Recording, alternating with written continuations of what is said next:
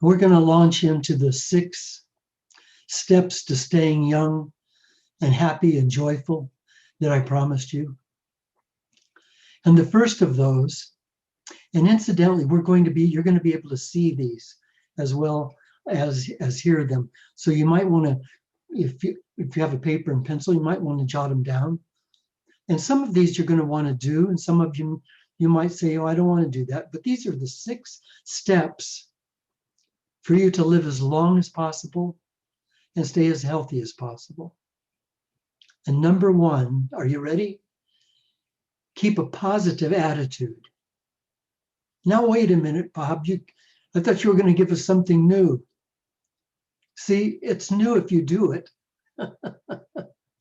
Keep a positive attitude, because our attitudes, whether they're good or bad, they don't change anything but us. They only change us. If we can see the good in everything around us, if we can look for the joy and look for the good in everything around us, then that will keep hope and enthusiasm alive. And hope and enthusiasm make our bodies different as well as our minds and our emotions. And keeping a positive attitude helps us manage stress. Oh my gosh. So keeping a positive attitude, and I have to work on that myself, because things happen to me, or things happen to people around me, or things happen to our American government, and we have hundreds of thousands of people dying, and so keeping a positive attitude, you have to work at it. But see, I want to be a part of the solution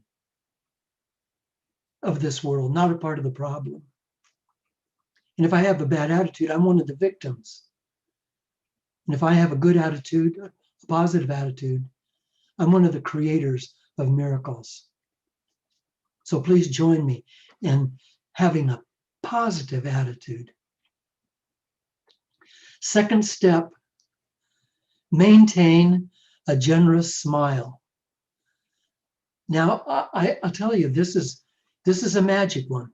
And if you go back, those of you that are old like me, if you'll go back and listen to all of the old ballads, let a smile be your umbrella, and that there's just so many songs about a smile, and I can tell you that when you're smiling, you release endorphins, which are natural painkillers, and you release serotonin, which connects the neurons in your brain and in your heart and throughout your body.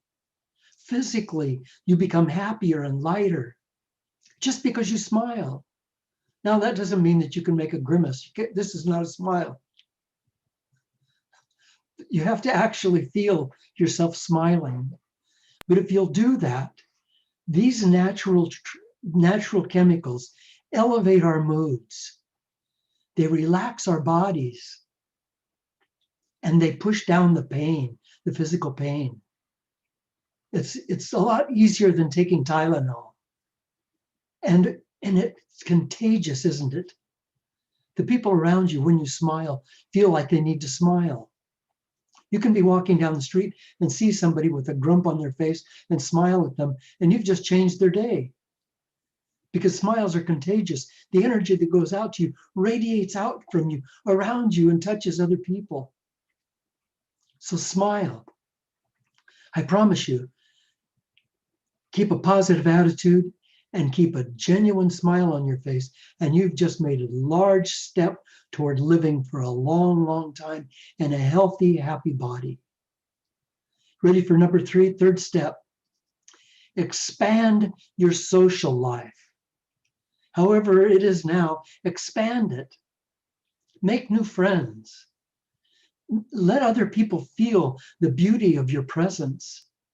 You don't know who you are. You really don't know who you are. I know that may sound like a kind of a wild statement, but I tell you the truth is you don't know who you are. You see these eyes right here that you're looking at? I've never seen these eyes. I have never seen these eyes.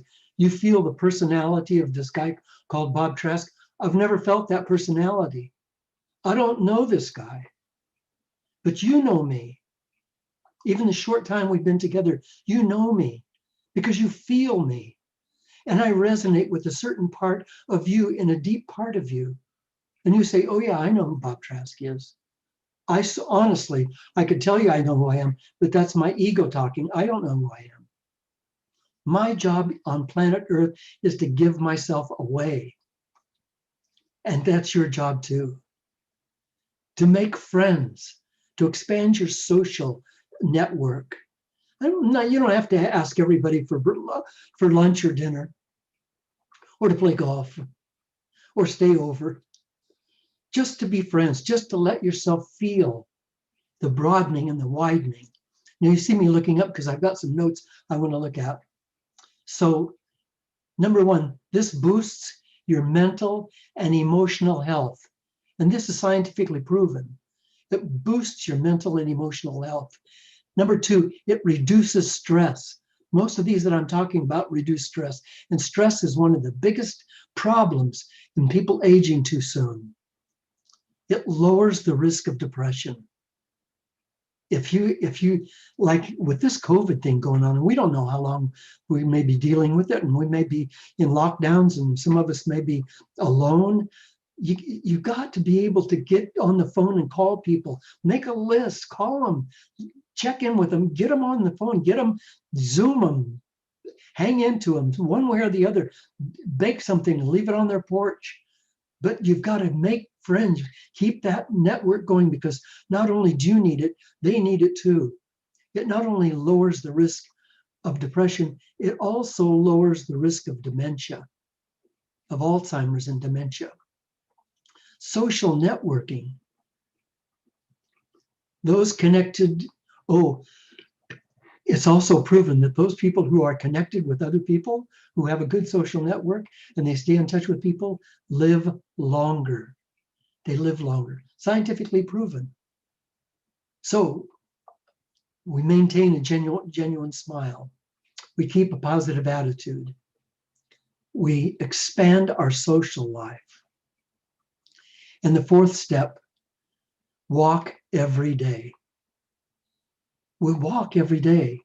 If you look at a human body, if you were an alien and you just saw a human body standing somewhere, and you had to make a decision about what does that human body do, the first thing you'd say is that the human body walks. Those are the longest appendages on the body, and they're the strongest, the most muscular, with the most joints and tendons and ligaments. And so obviously walking is an important part of that human's life. But many of us don't walk. We say, well, it's hard for me because of this and because of that. It's hard. You're not walking, and that's a lot of the reasons why it's hard. If you just walk a little ways, if you just walk up the block and back, if you drive over to the park, excuse me, and just walk a little bit in the park, just a little bit.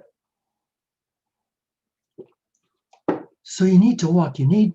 Because you need to get all those muscles and the blood vessels and your lymph system is a very important circulatory system in your body.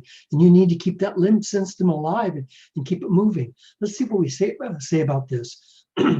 Walking every day lowers the risk of cardiac disease.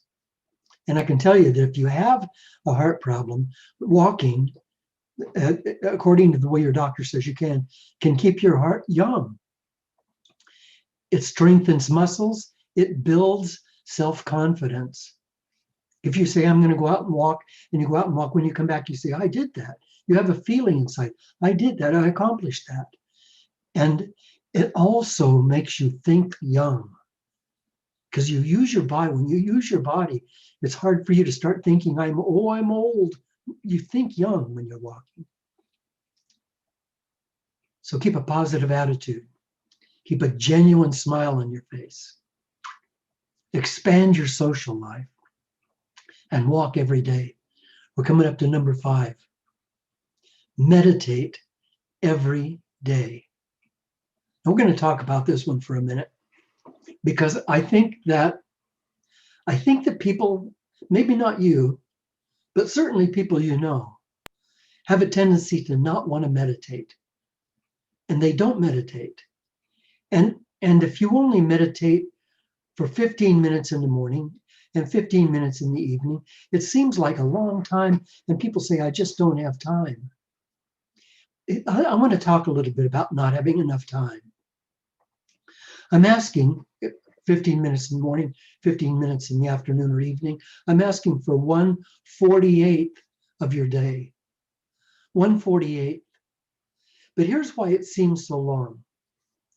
When you go into a meditation, a true meditation, you go out of this dimension with the walls and the trees and streets and desks and body and everything, and you go into a different dimension. And in that different dimension, time isn't the same as it is here. It's not the same. You go into timelessness, and you hang out in timelessness. And when you come back, if it's only been 15 minutes, but it's like you've gone into space. You've been there for a long, long time. So in the brain, when you say, well, I'm going to meditate for 15 minutes, what you realize is you're going to go on a trip. You're going to be gone for more than 15 minutes.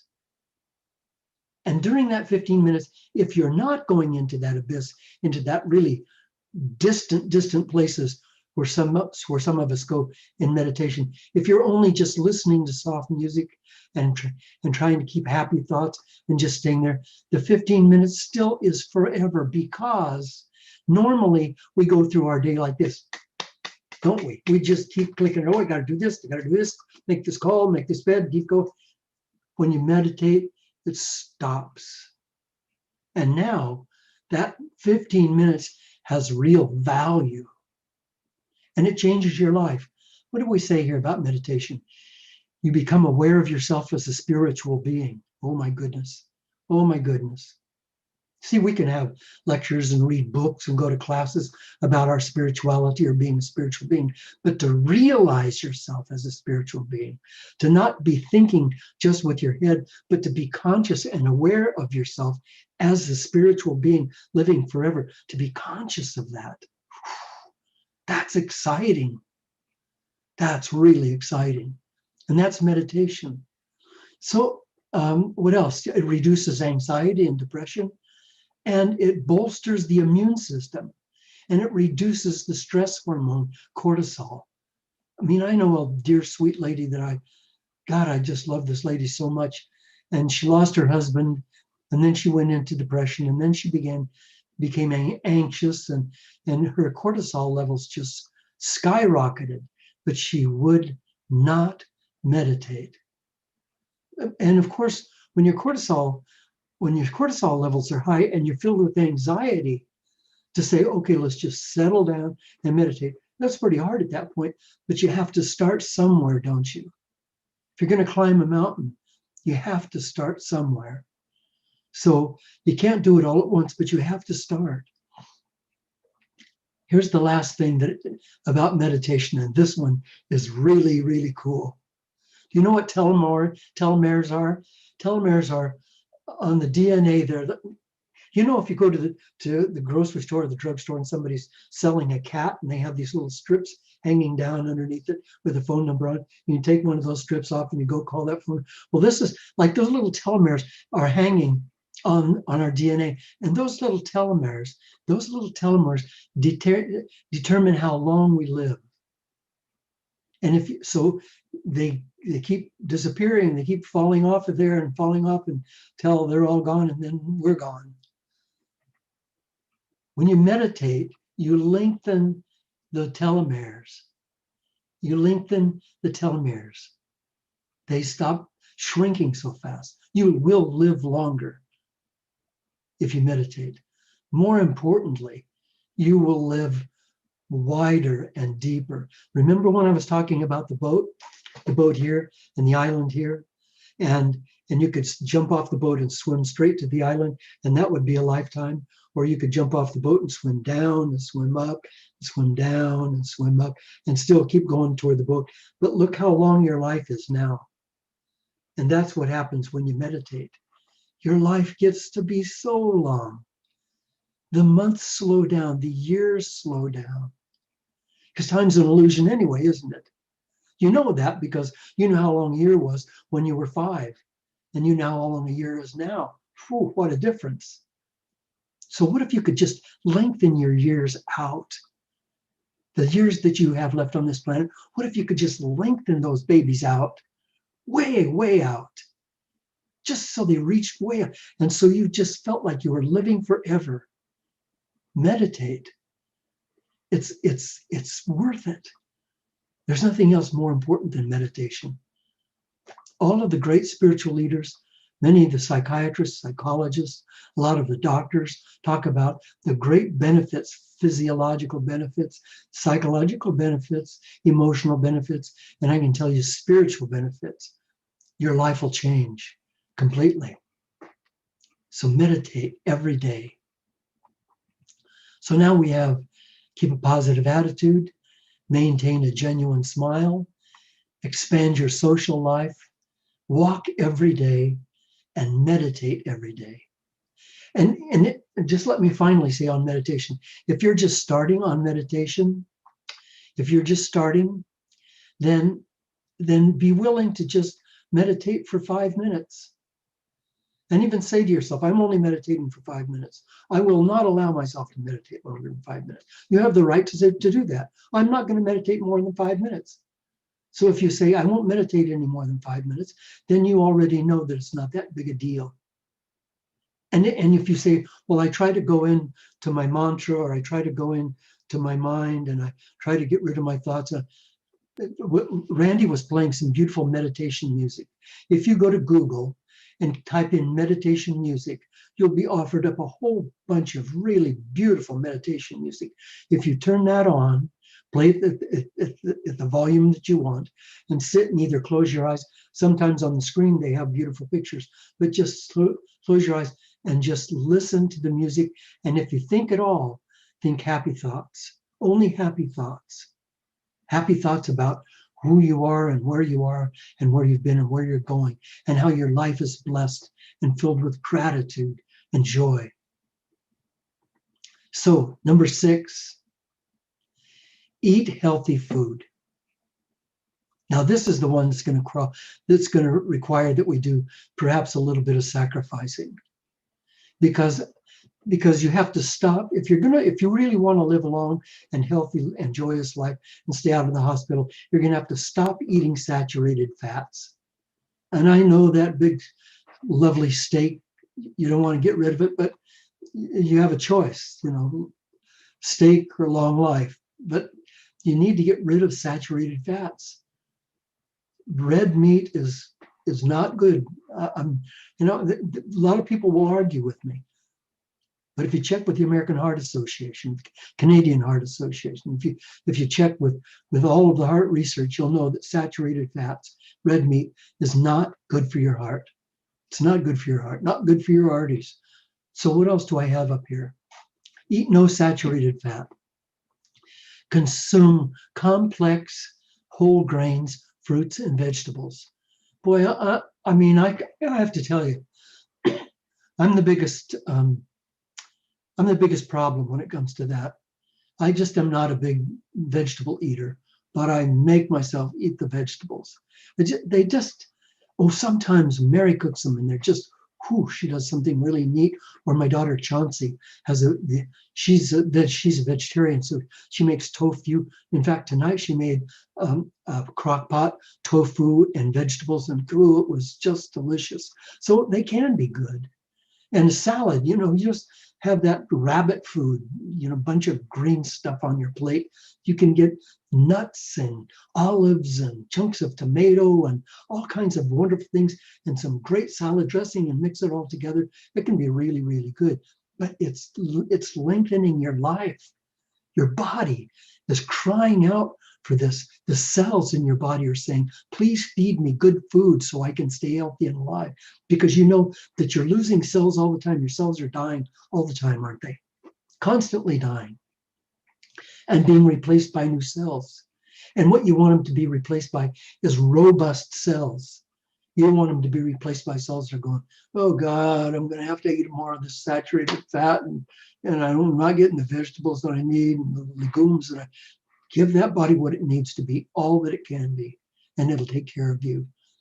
So eat plenty. This is my favorite. Eat plenty of salmon and oily fish. I don't know if you like sardines, but they've got some pretty good sardines out there now that you can get. But I'm a fisherman. I'm a fanatic fisherman, and I love salmon, and I try to keep some salmon in my freezer. But salmon is good for your body and it's good for your heart. So eat oily fish. The oily fish, salmon, mackerel, sardines, help keep oxygen-free radical molecules from damaging your cells. So those are the 6. Keep a positive attitude. Maintain a genuine smile. Expand your social life. Hey, that's me. Pull me into your social life. Walk every day. Walk every day. Maybe you can find somebody to walk with. Meditate every day. Just take time for yourself to get out of your routine and go into the bliss. And eat healthy food. Now, there's another one that's not part of these 6, but I was really reluctant to take it out, but because I think it's really, really important. But I told you there'd be 6, and there are 6. But there's a 7th, and the 7th is to get adequate sleep. See, your body needs to rest, and your brain needs to dream. That makes your brain healthy. Your brain needs to dream. And the experiences that you had through the day, they need to balance back and forth between the hemispheres of your brain and get assorted and filed and everything. And you're going to be dreaming. And your brain works more when you're asleep than it does when you're awake. Did you know that? Burns 12 calories an hour, I think, when you're asleep. So you need to be sleeping. You know, some people have sleep problems, and you need to do what you need to do to make that happen. You know, talk to the doc, but you've got to get good sleep. Now, I'm going to stop talking, and I would like to have you just share with me your thoughts. And I'm not going to call on anybody, so just jump in.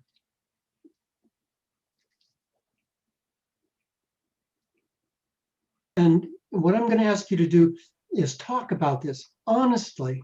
Honestly, now, this is big stuff. We're talking about the rest of your life. We're talking about longevity. So talk about, I can do this one and this one. I'm going to have a problem with that one. I won't do this one. You know, that one will be okay. Boy, I'm going to have a tough with this. And talk about that, and talk about that together, and meld your ideas and thoughts together to see if you can build that kind of a community consensus as to how we can do this. I promise you, I'm in. On the 6th, I'm in. So you got one candidate already. So we're going to go to breakout rooms. And once again, I want you to please share, really share with each other what you can do and what you're going to have a problem with. You have a half hour.